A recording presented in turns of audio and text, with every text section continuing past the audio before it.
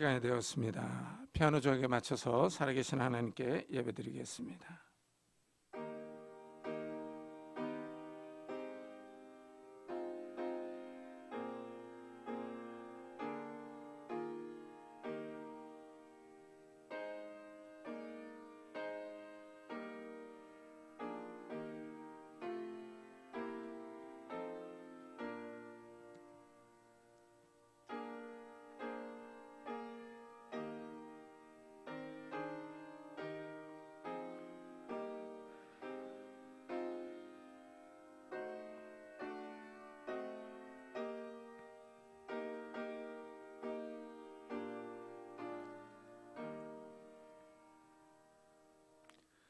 형제들아, 내가 이것을 말하노니 혈과 육은 하나님 나라를 이어받을 수 없고 또한 썩는 것은 썩지 아니하는 것을 유업으로 받지 못하느니라. 그러므로 내 사랑하는 형제들아, 견실하며 흔들리지 말고 항상 주의 일에 더욱 힘쓰는 자들이 되라. 이는 너희 수고가 주 안에서 헛되지 않은 줄 알미라. 아멘. 하나님 감사합니다. 오늘 거룩한 주일에 저희들이 예수 그리스도의 부활을 기념하며 기억하며 하나님 앞에 나와 예배를 드립니다. 우리 주님께서 사망 권세를 깨고 부활하심으로 우리들도 마지막 날에 다시 살 수 있다는 부활의 소망이 생겼습니다. 이 부활의 소망을 든든히 부여잡는 자들이 되게 하시고 정말 마지막 날에 다시 살아나 영원한 하나님의 나라에 들어가는 이 소망을 굳게 부여잡는 믿음의 사람들이 다 될 수 있도록 축복해 주옵소서. 그래서 이 땅에서 사는 동안에 더욱더 힘써서 주의 일을 감당하며 주님을 섬기며 봉사하며 희생하며 헌신할 수 있는 저희들이 될 수 있도록 축복해 주옵소서.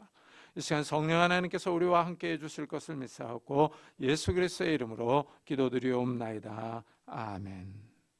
찬송가 뒤에 있는 교독문 133번을 같이 교독하겠습니다. 교독문 133번 부활절 1번입니다. 하나님께서 그를 사망의 고통에서 풀어 살리셨으니 우리 주 예수 그리스도로 말미암아 우리에게 승리를 주시는 하나님께 감사하노니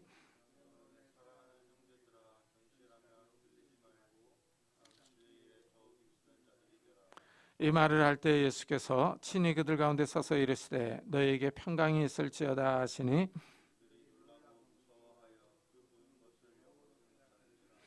예수께서 이르시되 어찌하여 두려워하며 어찌하여 마음에 의심이 일어나느냐. 영은 살과 뼈가 없으되 너희 보는 바와 같이 나는 있느니라.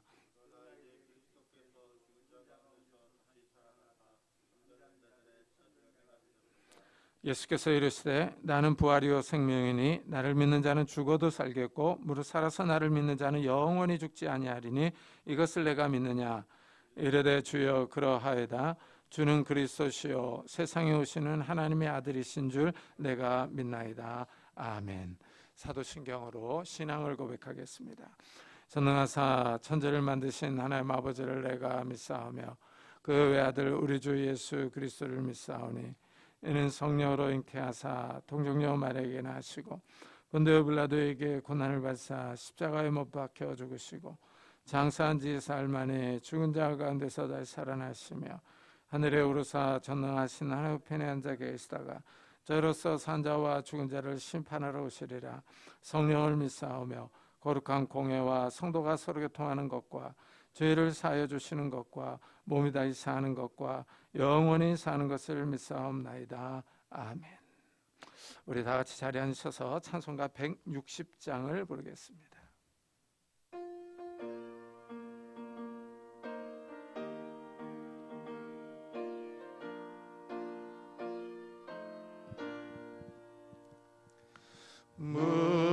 무덤에 머물러 예수 내 구주 새벽 기다렸네. 예수 내 주 원수를 다 이기고 무덤에서 살아나셨네. 어둠을 이기 이기시고 나와서 성도와 함께 길이 다스리시네. 사셨네 사셨네 예수 다시 사셨네. 헛되이 지키네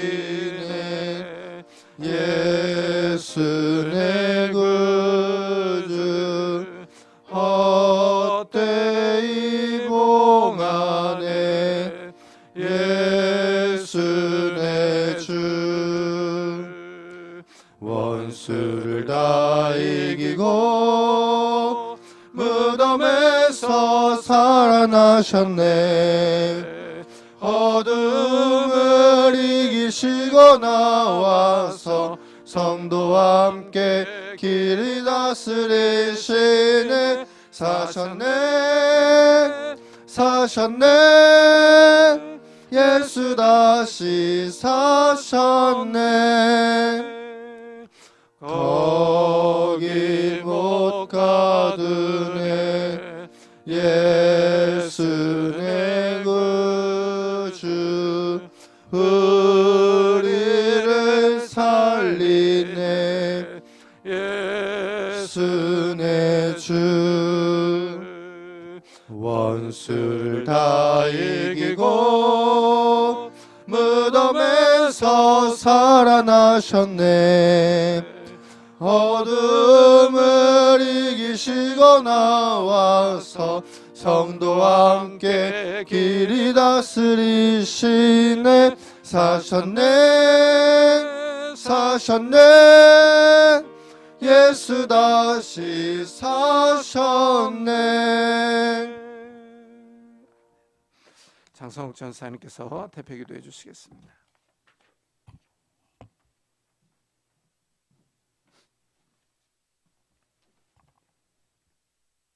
기도하겠습니다.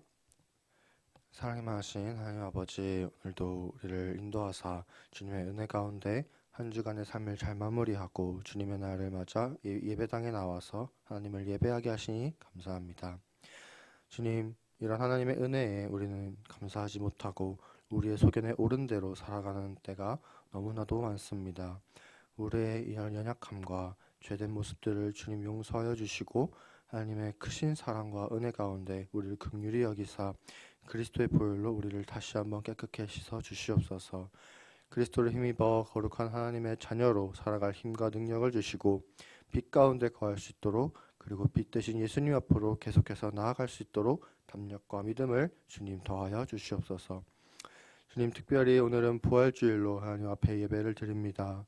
지옥에 가는 것이 마땅하고 당연한 우리를 위해 아무런 죄도 없으신 예수님께서 우리를 대신해 죽으심으로 우리의 죄값을 치르셨고, 또 거기서 그치지 않고 부활하심으로 모든 죽음의 권세를 이기시고 우리에게 구원과 영생이라는 선물을 주셨습니다.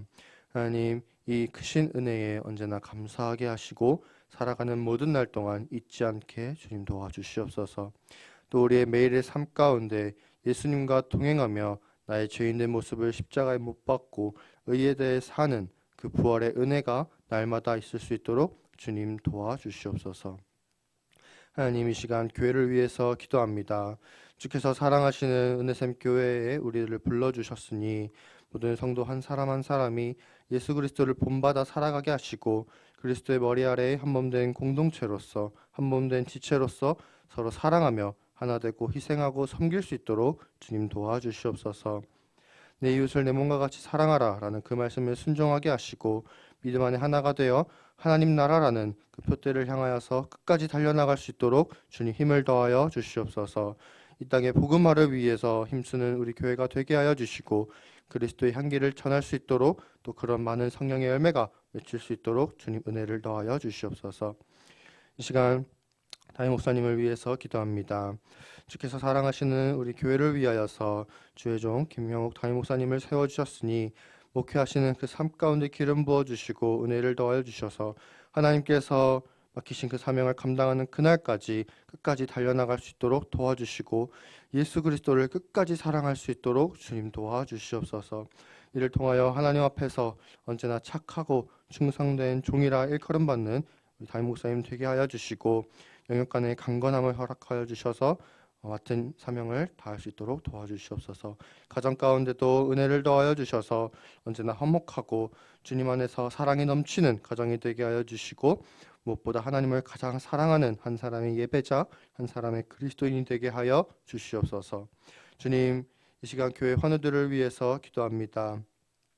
육신의 아픔과 마음의 아픔들로 인해서 어려움이 있는 환우들이 있습니다. 주님, 그 아픔으로부터 자유롭게 하시고 치유의 손길로 만져주사 회복시켜 주시고 이제는 건강한 몸과 마음으로 하나님을 기뻐 뛰며 자유롭게 예배하고 말씀을 듣고 섬길 수 있도록 주님 도와주시옵소서.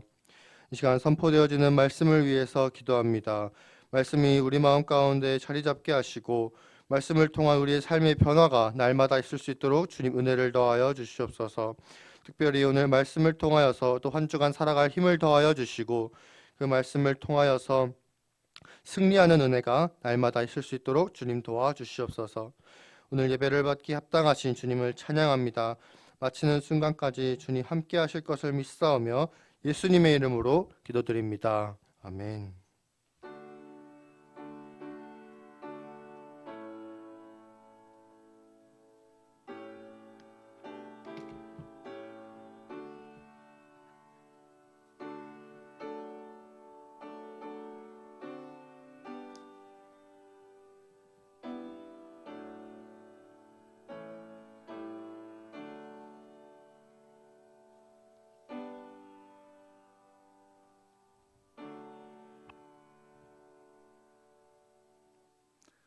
하나님의 말씀은 요한복음 20장입니다.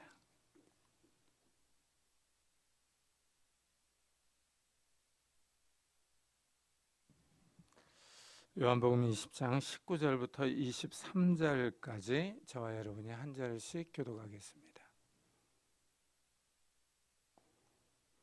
요한복음 20장 19절부터 23절까지 저와 여러분이 한 절씩 교독하겠습니다.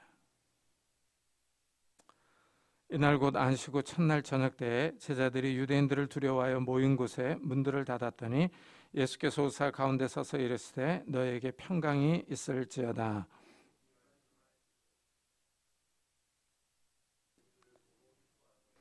예수께서 또 이르시되 너에게 평강이 있을지어다. 아버지께서 나를 보내신 것 같이 나도 너희를 보내노라.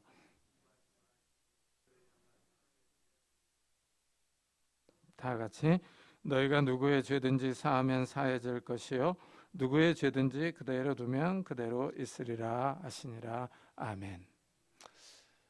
목련과 매화가 피었습니다. 이 목련은 하얀 자태를 뽐내고 있고 매화는 진한 향기를 내뿜습니다. 이 겨울에는 모든 것이 죽은 것 같았습니다.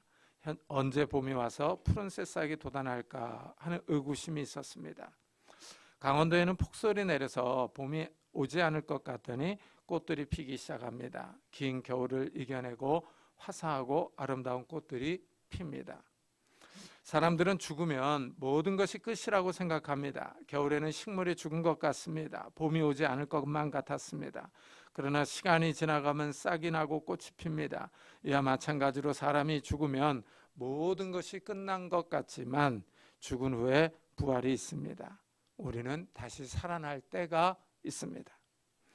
예수님이 십자가에서 처참하게 죽었습니다. 모든 것이 끝난 것 같이 보였습니다. 제자들이 낙심하며 좌절했습니다. 3년 동안 예수님을 따라다녔는데 예수님이 허망하게 십자가에서 죽었습니다. 모든 꿈과 희망이 사라졌습니다.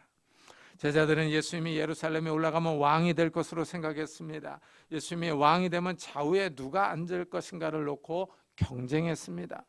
누가 예수님 다음으로 2인자, 3인자 자리를 차지할 것인가 하는데 관심이 많았습니다. 그런데 그 꿈이 산산조각이 났습니다. 제자들이 유대인들을 두려워합니다. 예수님을 십자가에 잡아 죽인 것 같이 제자들도 잡아 죽일 것 같습니다. 그래서 두려움에 떨고 있습니다. 그런데 희망의 소리가 들립니다. 막달라 마리아가 다시 살아나신 주님을 보았다고 말합니다. 제자들이 당황스럽고 혼란스럽습니다. 제자들이 저녁에 한자리에 모였습니다. 아직 두려움이 그들을 사로잡고 있습니다. 장정 10명이 모였는데 문을 다 걸어 잠가 놓았습니다. 혹시나 유대인들이 습격하지는 않을까 하는 염려와 두려움으로 꽉 차 있습니다. 이때 부활하신 예수님이 찾아오십니다. 문을 다 잠가 놓았는데 예수님이 두려워하며 떨고 있는 제자들을 방문하십니다. 부활하신 예수님은 시공간의 제한을 받지 않습니다. 문을 다 잠가 놓았는데도 들어오십니다. 예수님이 두려움에 사로잡혀 있는 제자들에게 인사하십니다. 너에게 평강이 있을지어다. 부활하신 주님의 첫 인사는 평강이었습니다. 예수님은 제자들에게 오셔서 책망하지 않았습니다. 예수님이 잡히실 때 제자들은 다 도망갔습니다. 베드로는 예수님을 모른다고 3번이나 부인했습니다. 십자가에 달리실 때 제자들은 도망가고 여인들만 있었습니다.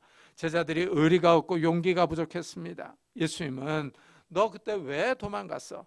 베드로 너는 왜 부인했어? 맹세하고 저주까지 했지 하면서 제자들의 이런 약함을 책망하거나 따지지 않습니다. 예수님은 말없이 제자들의 약함을 덮어주십니다. 제자들의 허물과 배신을 꾸짖지 않고 두려워하는 제자들에게 평강을 주십니다. 이것이 은혜입니다. 이렇게 하나님은 우리의 허물과 약함을 덮어주십니다.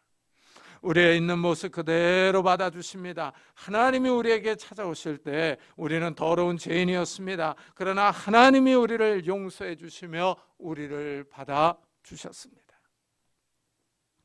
평강은 히브리어로 샬롬입니다. 우리나라 말로 평화로도 번역하지만 안녕이 더 잘 어울립니다. 어떤 두려움과 공포, 긴장과 위협이 없는 아주 이상적인 상태입니다. 예수님은 두려움에 사로잡혀 있는 제자들에게 평안을 빌고 있습니다. 제자들은 혹시 유대인들에게 잡혀서 감옥에 갇히거나 죽지 않을까 하는 두려움에 사로잡혀 있습니다. 그러나 죽음에서 부활하신 예수님은 제자들에게 평안을 주십니다. 예수님은 죽기 전에 평안을 주실 것을 약속하셨습니다. 평안을 너에게 끼치노니 곧 나의 평안을 너에게 주노라. 내가 너에게 주는 것은 세상이 주는 것과 같지 아니하리라. 너희는 마음에 근심하지도 말고 두려워하지도 말라 하셨습니다. 예수님이 내 평안, 예수님이 주시는 평안을 약속하셨습니다. 이제 그 약속이 성취되었습니다. 부활하신 예수님이 평안을 주십니다. 부활하신 주님이 주시는 평안은 이 세상이 주는 평안과 다릅니다. 이 세상의 부와 권력이 평안을 줄 수 있습니다. 돈이 많으면 든든합니다. 경제적인 어려움이 몰려와도 많은 재물이 산성과 같이 그를 보호해 줍니다. 그러나 이런 평안은 잠시이며 순간입니다. 이 세상과 함께 사라질 평안입니다. 그러나 우리 주님이 주시는 평안은 다릅니다. 영원합니다. 무엇보다도 하나님과 평화를 누립니다. 이전에는 하나님과 우리 사이에 죄로 가로막혀 있었습니다. 죄로 인하여 하나님께 나아가지 못했습니다. 그러나 이제는 십자가에서 우리를 위해 죽은 주님이 그 죄의 담을 치워 주셨습니다. 우리의 죄를 용서해 주셔서 하나님께 나아갈 수 있습니다. 이래서 예수님이 돌아가실 때 지성소와 성소 사이를 가로막고 했던 휘장이 위에서부터 아래로 쫙 찢어졌습니다. 지성소는 하나님이 임재하신 장소입니다. 대제사장만이 속죄일에 1년에 한 번 들어갈 수 있습니다. 대제사장도 자신을 정결하게 한 후에 짐승의 피를 가지고 들어갔습니다. 그러나 예수님의 죽음으로 이 휘장이 쫙 찢어졌습니다. 하나님께 나아갈 수 있는 길이 열렸습니다. 이제 예수 그리스도의 십자가의 피를 믿는 사람들은 대제사장이 아니어도 하나님께 자유롭게 나아갈 수 있습니다. 하나님의 은혜의 보좌 앞에 담대하게 나아갈 수 있습니다. 하나님과 사람 사이에 평안이 있습니다. 이래서 우리가 이 시간에 하나님 앞에 나와 기도하며 예배드리고 있습니다. 부활하신 주님이 우리의 삶에도 평안을 주십니다. 두려움에 떨고 있는 제자들에게 평안을 주신 것처럼 삶을 두려워하는 우리에게도 평안을 주십니다. 모든 사람의 마음에는 두려움이 있습니다. 아무 두려움이 없을 것 같은 젊은 사람들은 미래에 대한 두려움이 많습니다. 대학을 졸업하고 어떻게 살 것인가, 어떤 직장에 취직할 것인가 하는 염려와 두려움이 있습니다. 한참 일할 40대도 걱정이 많습니다. 언제까지 직장을 다닐 수 있을까, 은퇴 후에 어떻게 살 것인가 하는 두려움이 몰려옵니다. 돈이 많은 부자이며 명예가 있고 사회에서 잘 나간다 해서 염려가 없는 것은 아닙니다. 구약의 욥을 볼 수 있습니다.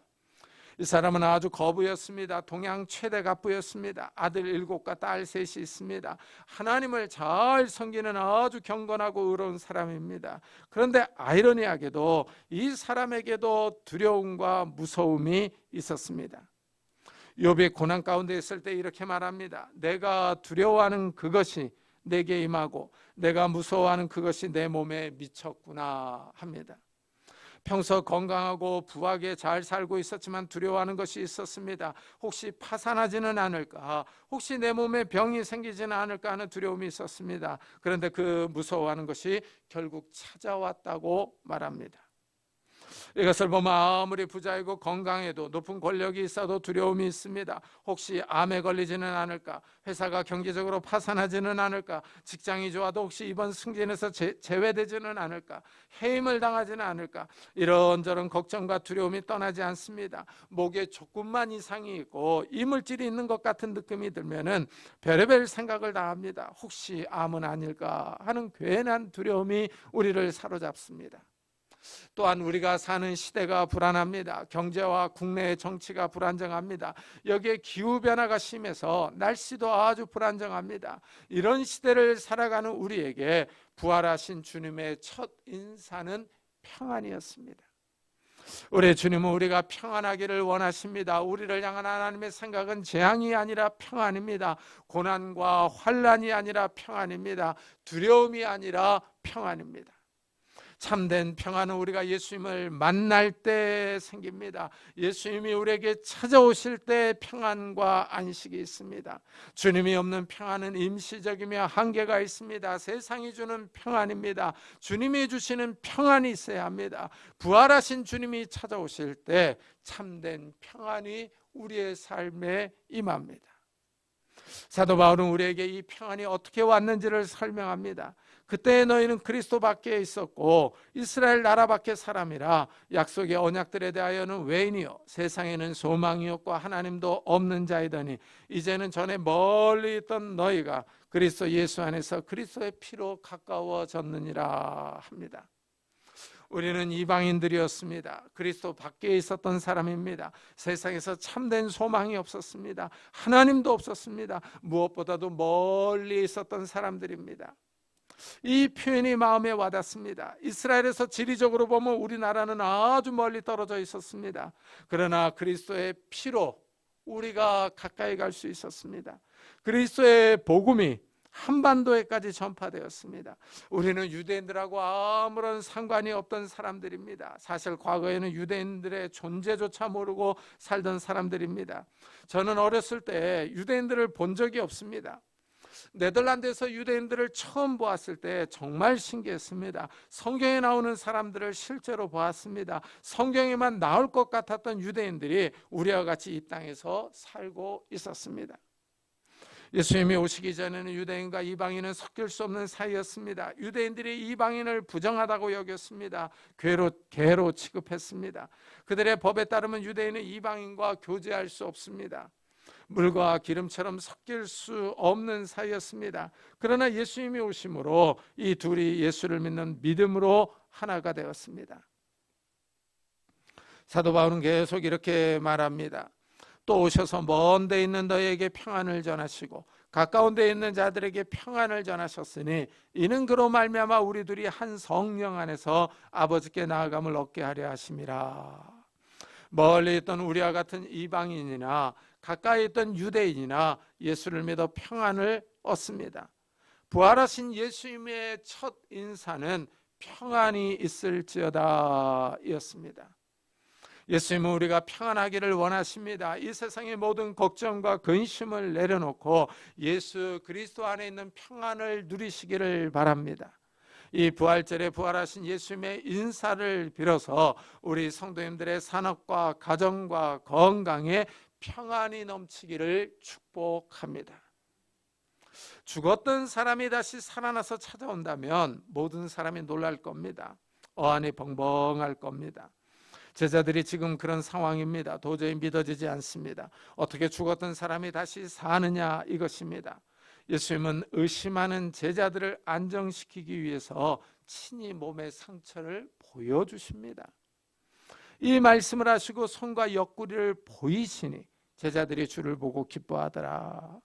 제자들에게 받아들일 수 없는 상황이 벌어졌습니다. 제자들이 믿어지지 않습니다. 그러자 예수님이 못 박히신 손과 창에 찔리신 옆구리를 보여주십니다. 예수님은 자신의 부활을 증거합니다. 스스로 입증합니다. 완전히 죽었다가 다시 살아나셨다는 사실을 제자들에게 확인시켜 줍니다. 누가복음은 더 자세하게 말해줍니다. 제자들이 부활하신 주님을 보고 두려워하며 의심합니다. 혹시 우리가 보는 것이 영은 아닐까 하고 생각합니다. 도저히 믿어지지 않았기 때문입니다. 그러자 예수님이 자신을 만져보라고 확인시켜 줍니다. 내 손과 발을 보고 나인 줄 알라. 또 나를 만져보라. 영은 살과 뼈가 없으되 너희 보는 바와 같이 나는 있는지라. 의심을 불식시키기 위하여 제자들에게 보여주시고 만져보라고 하십니다. 이것을 보면 예수님은 우리의 연약함을 잘 알고 계십니다. 부활을 믿지 못하고 의심하는 제자들에게 확인을 시켜줍니다. 연약한 제자들을 친절하게 도와주십니다. 죽었던 사람이 다시 살아난 일이 잘 믿어지지 않는 사실이라는 것을 아십니다. 의심을 넘어 믿음으로 나아가게 합니다. 부활은 인간의 이성과 지성으로 이해할 수 없는 사건입니다. 인간의 지식을 초월하는 초자연적인 사건입니다. 기독교는 이성과 지성으로만 이해할 수 있는 종교가 아닙니다. 이래서 세상 사람들은 비합리적이라고 믿지 않습니다. 비이성적이라 받아들일 수 없다고 말합니다. 그러나 하나님은 사람이 아닙니다. 하나님은 능력이 있습니다. 만일 하나님이 사람과 똑같다면 뭐하러 하나님을 믿겠습니까? 하나님이 능력이 없다면 믿는 사람들이 이상하지 않습니까? 하나님은 죽은 자를 다시 살릴 힘과 능력이 있습니다. 하나님은 무에서 유를 창조하시는 전능하신 분입니다. 신앙은 이런 능력의 하나님을 바라보며 믿는 겁니다. 때때로 하나님은 우리의 의심 많은 신앙을 확인시켜 줍니다. 하나님이 하나님 되심을 증명하시기 위하여 자신의 능력을 우리에게 나타내십니다. 예수님이 손과 발을 보여주시며 옆구리를 보여주십니다. 그러자 제자들이 믿습니다. 부활하신 주님을 확인하고 기뻐합니다. 부활의 신앙은 사람을 변화시킵니다. 두려움에 떨고 있던 제자들에게 기쁨을 줍니다. 용기를 줍니다. 부활하신 주님을 만나면 사람들이 변합니다. 존재 자체가 영향을 받아 새로운 사람이 됩니다.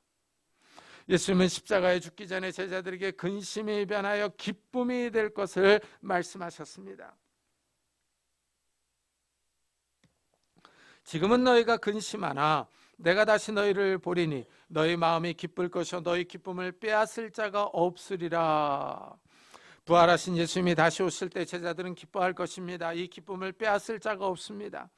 예수님의 부활이 성도의 기쁨입니다. 부활의 복음이 참된 기쁨의 소식입니다. 예수님이 부활하심으로 우리도 다시 살 수 있다는 참된 소망이 생겼습니다. 예수님이 다시 살아나심으로 마지막 날에 일어날 성도들의 부활을 믿을 수 있습니다. 예수님은 우리에게 영원한 생명을 주실 것을 약속하셨습니다. 예수님이 나는 부활이요 생명이니 나를 믿는 자는 죽어도 살겠고 무릇 살아서 나를 믿는 자는 영원히 죽지 아니하리니 이것을 내가 믿느냐 하셨습니다. 예수님은 자신을 부활이요 생명이라고 하십니다. 사망 권세를 깨고 부활하신 분입니다. 생명을 주시는 분입니다. 이래서 예수님을 믿는 사람들에게는 마지막 날에 다시 살 수 있다는 부활의 소망이 있습니다. 이 소망이 우리에게 기쁨을 줍니다. 이 땅에서 누리는 기쁨이 있습니다. 사업이 성공하면 기쁩니다. 아버지의 사업 성공에 온 가족이 기뻐합니다. 그러나 이런 기쁨은 잠시입니다. 영원하지 않습니다. 예수님이 주시는 기쁨은 사업 성공이 주는 기쁨과 비교할 수 없습니다. 영원한 기쁨이기 때문입니다. 제자들이 기뻐하는 이유가 무엇입니까? 바로 예수님이 다시 살아나셨기 때문에 기뻐합니다. 성도들이 구원받은 이후에 가장 큰 변화는 평안함과 기쁨입니다. 은혜를 받으면 그렇게 기쁠 수가 없습니다. 운전하고 가다가도 찬송이 나옵니다. 일하다가도 찬송을 흥얼거립니다. 저절로 찬양이 흘러나옵니다. 영원한 기쁨이 있기 때문입니다. 비록 사업에 실패한다 해도, 병에 걸려서 이 병원에 입원해 있다 해도 이 영원한 기쁨은 없어지지 않습니다. 이래서 성도들은 고난과 어려운 가운데서도 기뻐합니다. 장차 우리가 누릴 영원한 영광이 있기 때문입니다. 영원한 생명과 부활이 우리를 기다리고 있기 때문에 즐거워할 수 있습니다. 하늘의 영광을 바라보는 사람은 이 땅의 고난과 어려움을 견디며 이길 수 있는 기쁨과 힘이 있습니다. 부활의 소망과 능력이 함께하기 때문입니다. 부활하신 주님은 제자들에게 자신을 증거하셨습니다. 그리고 제자들을 파송하십니다. 예수께서 또 이르시되 너에게 평강이 있을지어다. 아버지께서 나를 보내신 것 같이 나도 너희를 보내노라. 예수님은 제자들을 세상 속으로 파송하십니다. 예수님의 부활을 증거하는 증인으로 보내는 것입니다. 예수님은 자신을 파송받은 자라고 하십니다. 하나님이 예수님을 이 땅에 보내셨습니다. 예수님은 이 땅에 하나님의 선교사로 오신 것입니다. 선교사로 오신 예수님이 다시 제자들을 파송하십니다. 이래서 제자들은 기쁨 가운데 복음을 증거하러 다닙니다. 제자들의 마지막은 순교였습니다. 예수님을 위하여 목숨을 내놓았습니다. 죽음을 두려워하지 않았습니다. 예수님의 부활을 직접 보고 부활의 소망이 있었기 때문입니다. 기독교는 끊임없이 사람들을 파송합니다. 복음을 받으면 복음을 또 전합니다. 복음에 들어가서 교회가 서는 곳마다 그 교회에서 다시 선교사를 파송합니다. 복음의 빛을 졌기 때문입니다.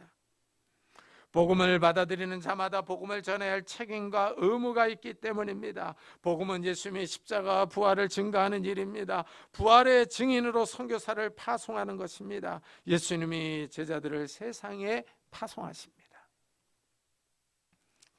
저는 처음에 사실 선교에 그렇게 관심이 없었습니다. 그런데 제 주위에 가까운 친구들이 선교사로 많이 나갑니다. 형이 선교사로 나갑니다. 이래서 이제 관심이 생기기를 시작을 했습니다.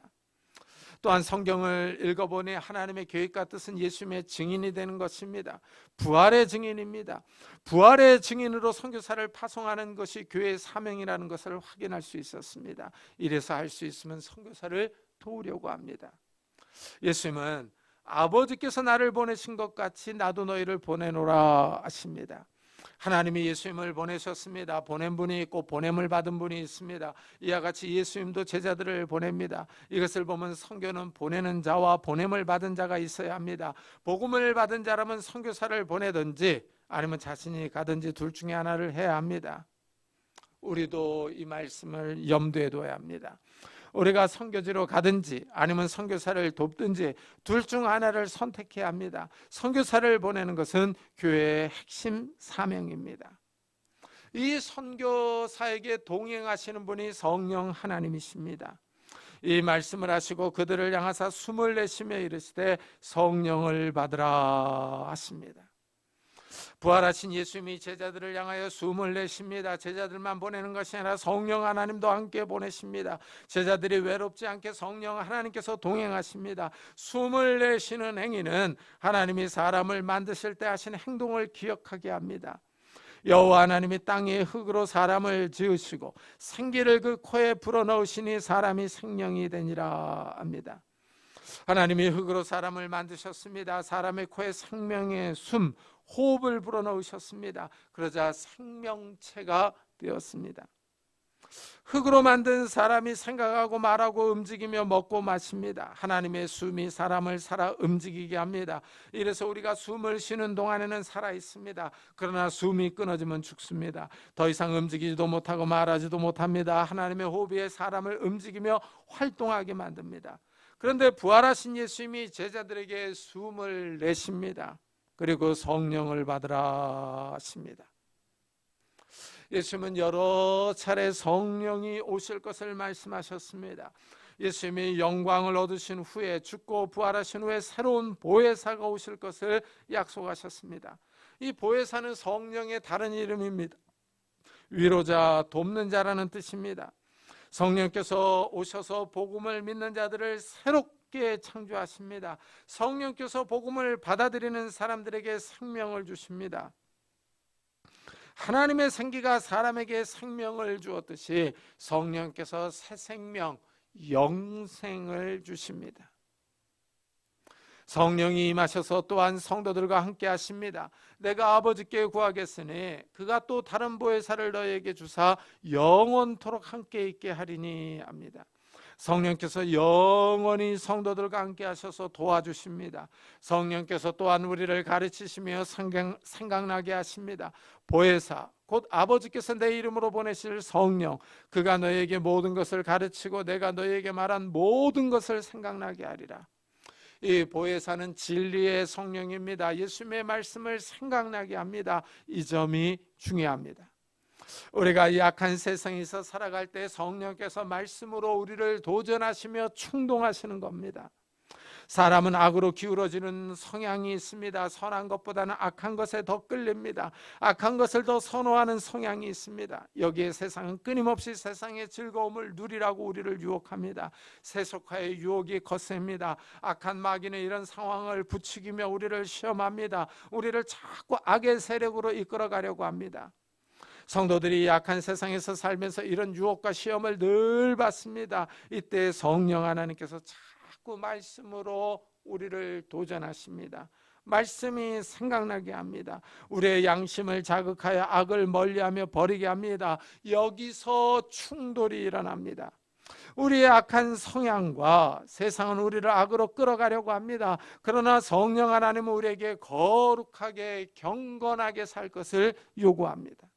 성령께서 자꾸 자극을 줍니다. 거짓말하지 말라고, 음란한 것을 보지 말라고 충동합니다. 성령 하나님께서 우리에게 말씀을 생각나게 하십니다. 여기서 우리는 어느 쪽으로 기울어질 것인가 하는 것입니다. 하나님의 말씀을 따라서 성령의 인도에 순종할 것인가, 아니면 세상의 유혹과 즐거움을 추구할 것인가 하는 것입니다. 부활하신 예수님이 성령을 주십니다. 성령이 오셔서 새 창조의 사역을 하십니다. 우리에게 하나님의 호흡이 있는 동안 살아있는 것처럼 성령이 함께 하실 때 우리가 새롭게 하나님의 영상을 본받을 수 있습니다. 성령은 거룩한 영입니다. 거룩한 영이 우리의 생각과 마음을 지배하며 인도하십니다. 이래서 성령 충만을 사모하며 성령을 따라가려는 의지가 있어야 합니다. 예수님이 제자들에게 성령을 주십니다. 성령을 주심으로 제자들을 새롭게 하십니다. 제자들은 성령을 받기 전에는 두려움에 사로잡혀 있었습니다. 그러나 성령이 임하시자 사람이 변합니다. 제자들은 더 이상 두려움에 사로잡혀 있지 않습니다. 예수님을 증거하는 증인으로 새롭게 태어납니다. 그들은 예수 그리스도를 증거하는 삶을 살기 시작합니다. 예수님은 제자들에게 오직 성령이 너에게 임하시면 너희가 권능을 받고 예루살렘과 온 유다와 사마리아와 땅끝까지 이르러 내 증인이 되리라 하셨습니다. 성령이 임하시면 능력이 있습니다. 성령은 우리에게 능력을 주십니다. 부활하신 주임을 증거할 용기를 주십니다. 전도하려면 용기가 필요합니다. 성령께서 용기를 주십니다. 성령이 임하시면 능력을 주시는데 영적 분별력을 주십니다. 진리를 분별합니다. 이 세상의 소리에 귀를 기울이지 않고 하나님의 음성의 말씀에 귀를 기울이게 합니다. 이 능력은 이성과 의지를 변화시킵니다. 하나님의 말씀을 자꾸 읽어보고 묵상하려는 생각을 줍니다. 하나님의 말씀에 관심을 가지게 합니다. 진리의 성령이기 때문입니다. 세상의 거짓과 어떤 것을 버리고 진리에 관심을 기울이게 하는 것입니다. 우리의 시간을 하나님의 말씀을 읽는 데 사용하며 기도하도록 우리의 생각을 인도하십니다. 성령 하나님이 우리에게 능력을 주십니다. 성령을 따라 이 세상에서 거룩하게 살 수 있는 용기를 주십니다. 세상을 따라 세속적이며 정욕적인 삶을 사는 것이 아니라 경건하고 거룩하게 살게 하십니다. 물질의 시험과 쾌락의 유혹을 이길 힘을 주십니다. 성령 충만을 간구하시기를 바랍니다. 성령을 사모하시기를 바랍니다. 성령 하나님께서 우리에게 부활의 능력과 소망을 주십니다. 이 험한 세상을 살아갈 힘과 지혜와 능력을 주십니다. 이렇게 성령이 충만해야 우리에게 악을 행하고 해코지를 한 사람을 용서할 수 있습니다. 우리를 괴롭히며 갈구는 사람에게 넓은 마음으로 대할 수 있습니다. 부활하신 예수님이 제자들에게 평안과 기쁨을 주십니다. 세상에서 두려움에 사로잡혀 사는 것이 아니라 힘있게 살 수 있도록, 예수님을 증거하는 삶을 살도록, 경건하게 기도하며 살도록 성령을 주십니다. 거룩한 영이 우리의 삶을 거룩의 길로, 생명의 길로, 진리의 길로 인도하십니다. 성령을 힘입어 다른 사람의 죄를 용서하며 평화를 만드는 사람이 되게 하십니다. 이 부활절 아침에 평안하시기를 축복합니다. 부활의 기쁨이 넘치기를 축복합니다. 성령의 충만함을 받으시기를 예수 그리스도의 이름으로 축복합니다. 이 시간에는 성찬식을 거행하도록 하겠습니다.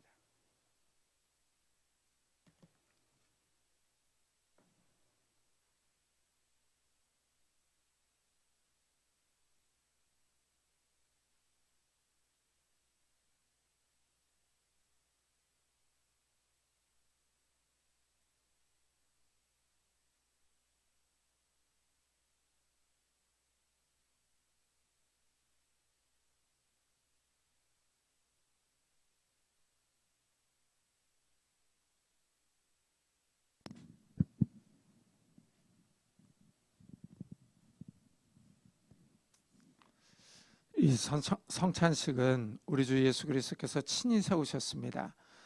예수님을 기념하며 그의 재림하시기까지 그 십자가를 기억나게 하는 의식입니다. 이 예식은 세례교인들과 입교자만이 떡과 잔을 받을 수 있습니다. 세례교인이라 할지라도 양심의 가책을 느끼는 분들은 스스로 삼가는 것이 좋습니다. 주 예수 그리스도께서 잡히시던 날 밤 떡을 가지사 축사하시고 제자들에게 떼어주셨습니다. 주의 본부하심을 따라 저도 여러분들에게 이 떡을 나누어 드립니다. 십자가를 묵상하며 거룩히 이 성찬에 참여하시기를 바랍니다. 이제 다 같이 기도드리겠습니다. 이것은 너희를 위하는 내 몸이니 이것을 행하여 나를 기념하라 하신 주님, 주님의 말씀에 따라 우리가 이 시간에 거룩한 성찬식에 참여합니다. 나의 죄를 위하여 십자가에서 몸이 찢기시며 피를 흘리셨습니다. 그 주님을 찬양하며 기억하며 기념합니다. 나의 죄를 위하여 십자가에서 죽으신 그 주님께 감사와 찬양과 영광을 돌려드립니다. 이 시간 우리에게 임하셔서 은혜를 베풀어 주옵소서. 감사드리며 예수 그리스도의 이름으로 기도드리옵나이다. 아멘.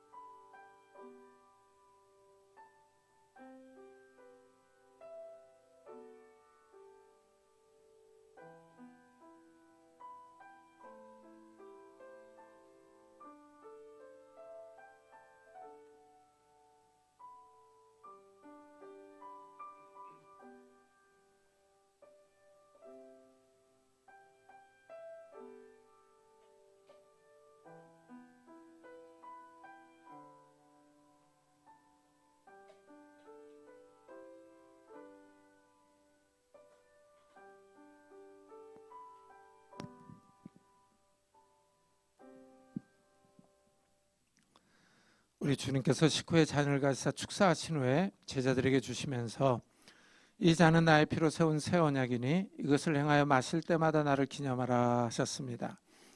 우리가 이 시간 이 잔을 대할 때 주님의 생명과 더욱 연합하는 복된 시간이 되기를 바랍니다. 기도드리겠습니다. 내 살을 먹고 내 피를 마시는 자는 영생을 가졌고 마지막 날에 내가 그를 다시 살리리라 하신 주님, 이제 이 잔을 통하여 우리가 주님의 사랑에 이르고 이 피에 참여함으로 생명에 이르기를 원합니다. 이 시간 더욱 큰 은혜를 베풀어 주옵소서. 이 포도주를 마실 때 성령 하나님께서 우리와 함께 하셔서 하나님 나라의 소망이 더욱더 확실해지는 귀한 시간이 되게 해 주옵소서.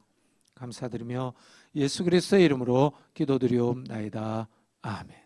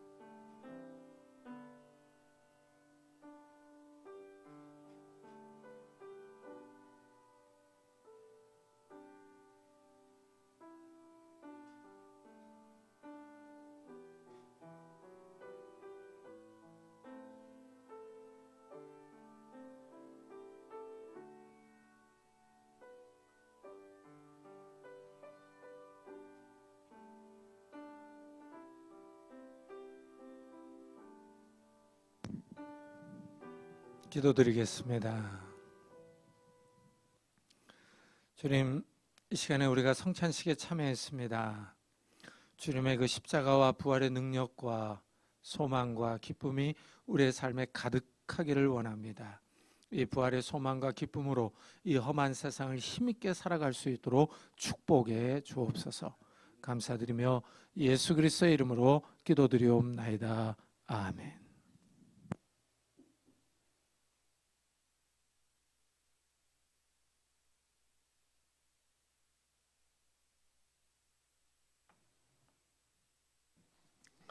우리 찬송가 161장을 하나님께 드리겠습니다.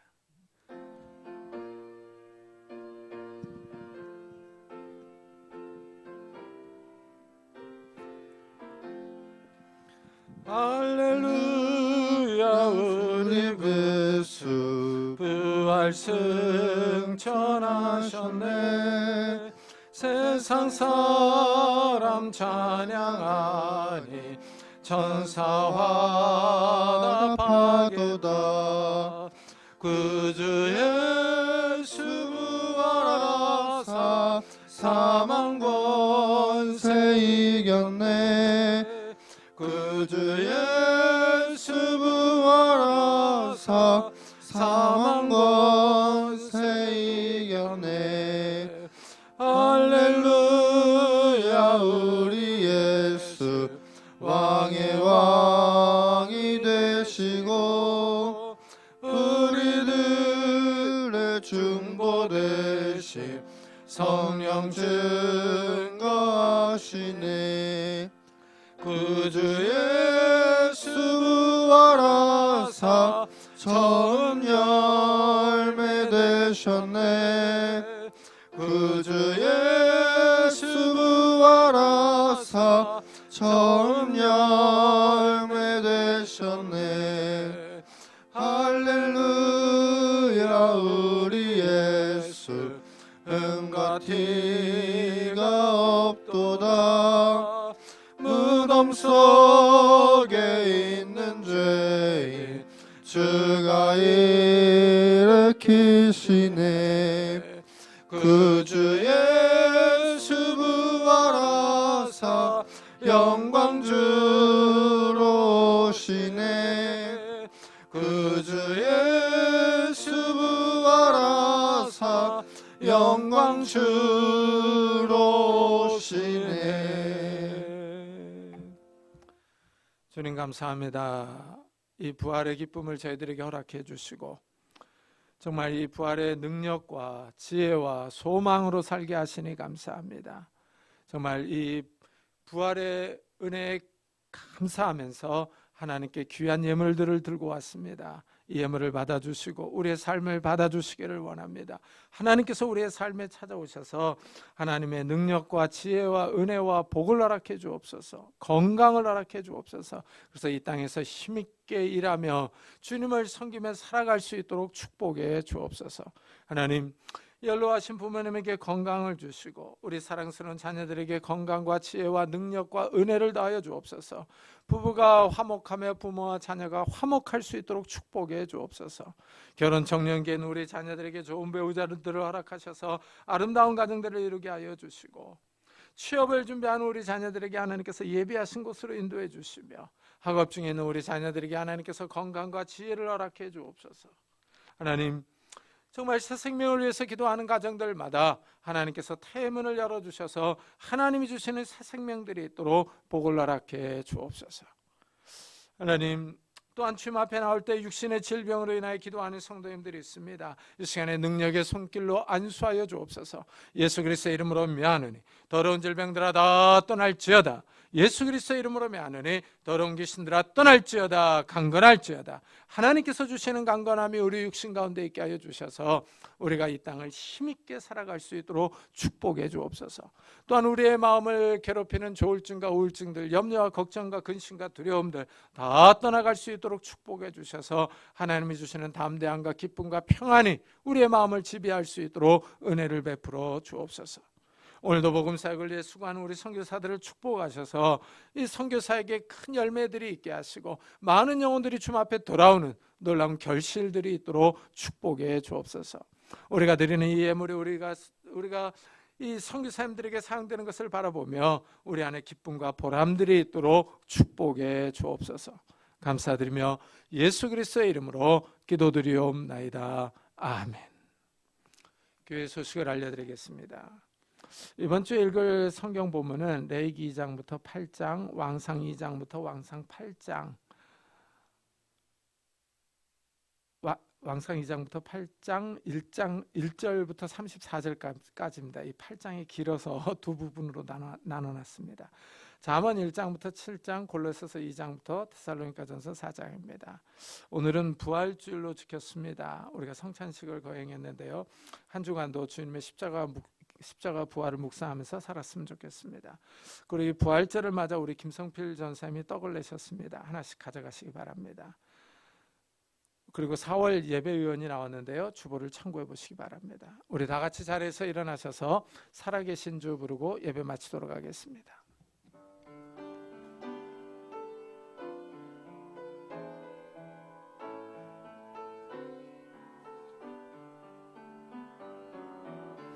살아계신 주, 나의 참된 소망, 걱정 근심 전혀 없네. 사랑의 주내 갈 길은 하니 내 모든 삶의 기쁨 늘 충만하네.